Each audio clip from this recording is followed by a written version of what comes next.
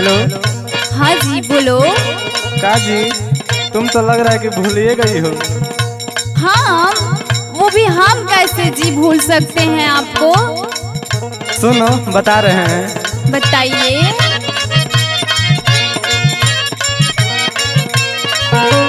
जब जब लगाता हूँ फोनवा तुम्हारा बंद रहता है रात में। अच्छा ये बात है।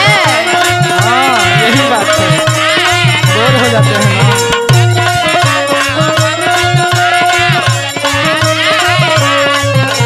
जब जब लगाता हूँ फोनवा तुम्हारा बंद रहता है रात में। ए सुनो, हाँ बोलिए।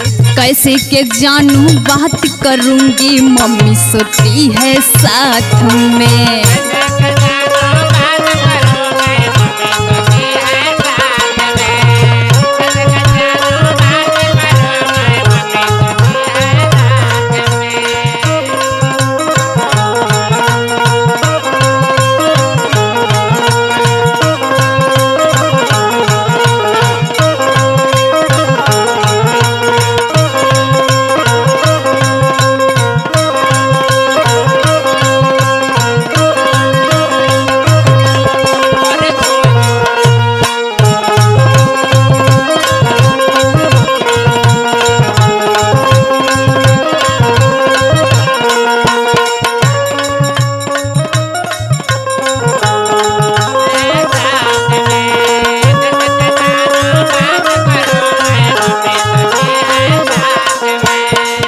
अरे आपको क्या पता कैसे दिन काटते हैं।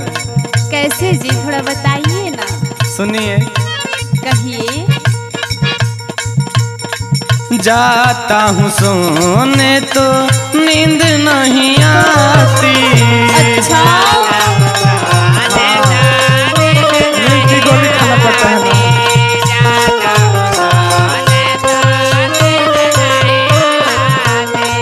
कैसे मैं बताऊं तुम्हारी याद है सताती।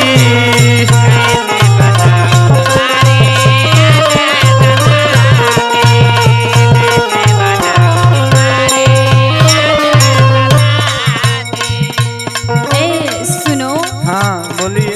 जितना तुम्हारा मन है उतना हमारा। ऐसा बात है।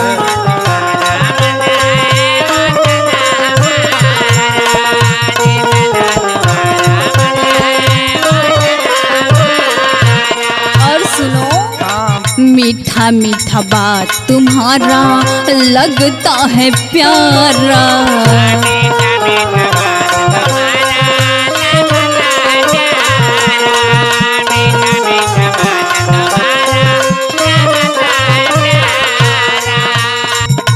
नहीं भूलाऊंगी तुमको मैं, खाई कसम दे के हाथ में।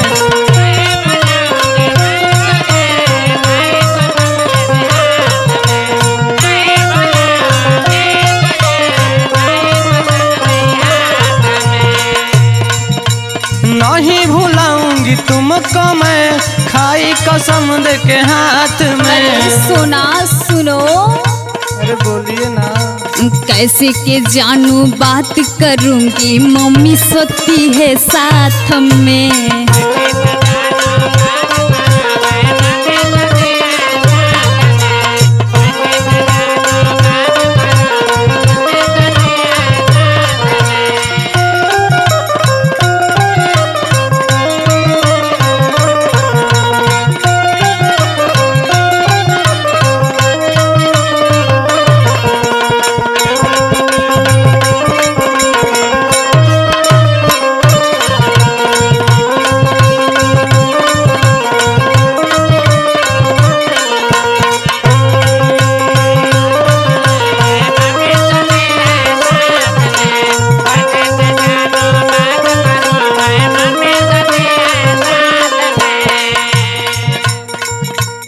और सुनो।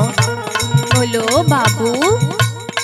घर जाने से पहले बोली थी जल्द हम आएंगे। अरे तो कोई मजबूरी था ना।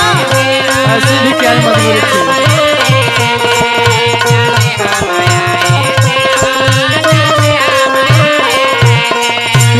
जाने से पहले बोली थी जल्द हम आएंगे। ओम का प्रियांशु प्रमोद किस दे के जाएंगे।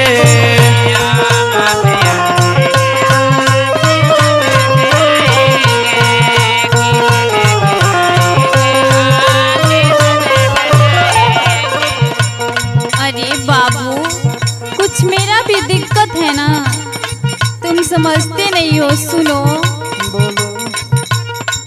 कर लो इंतजार, सोना मिलेगा जरूर।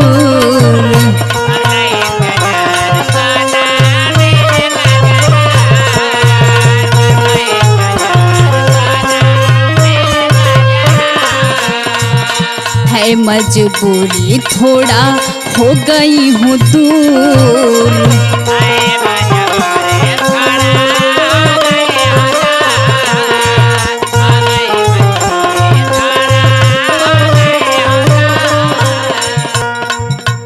आओगे अब क्या अपने तुम मासी के बारात में।